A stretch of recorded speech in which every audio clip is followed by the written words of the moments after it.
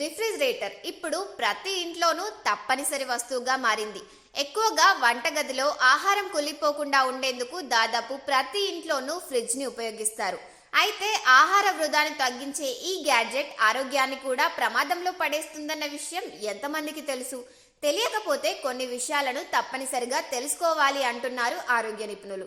కొన్ని ఆహార పదార్థాలు ఫ్రిడ్జ్ లో నిల్వ ఉంచితే విషపూరితంగా మారే అవకాశం ఉందని, ఈ విషయంలో తప్పనిసరిగా అవగాహన ఉండాలని పేర్కొంటున్నారు. ముఖ్యంగా రిఫ్రిజిరేటర్లో 4 ఆహార పదార్థాలను ఉంచకూడదంటూ ఆయుర్వేద డాక్టర్, గట్ హెల్త్ నిపుణుడు డింపుల్ జంగా తన ఇన్స్టాగ్రామ్ లో పోస్ట్ చేశారు.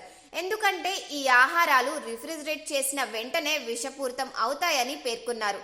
అంతేకాకుండా వీటిని తినడం వల్ల ఆరోగ్యం దెబ్బతింటుందని, క్యాన్సర్ కు కారణమవుతుందని హెచ్చరించారు. దీనిలో మొదటిది ఒలిచిన వెల్లుల్లి. ఈ వెల్లుల్లిని రిఫ్రిజిరేటర్ లో ఉంచకూడదని నిపుణులు అంటున్నారు.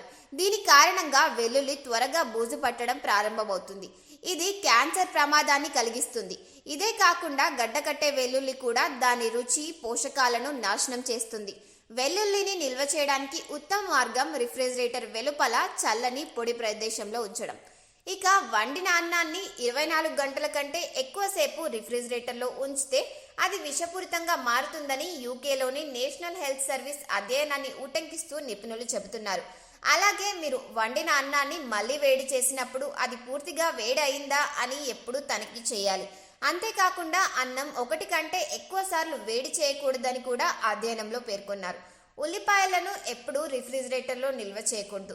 ఎందుకంటే తక్కువ ఉష్ణోగ్రత కారణంగా ఉల్లిపాయ పిండి చక్కెరగా మారుతుంది. దానిలోని పోషకాలు నశించి హానికర పదార్థాలు పెరగడం ప్రారంభమవుతుంది. అందువల్ల ఉల్లిపాయను ఎల్లప్పుడూ చల్లని ప్రదేశంలో ఉంచాలి. చాలా మంది అల్లం తాజాగా ఉండేందుకు రిఫ్రిజిరేటర్లో నిల్వ ఉంచుతారు. కానీ నిపుణుల అభిప్రాయం ప్రకారం అలా చేయడం వల్ల అల్లంలో ఫంగస్ పెరిగే అవకాశం పెరుగుతుంది. ఇది మూత్రపిండాలు, కాలేయానికి హాని కలిగిస్తుంది. అందువల్ల దానిని రిఫ్రిజిరేటర్లో ఉంచకూడదు.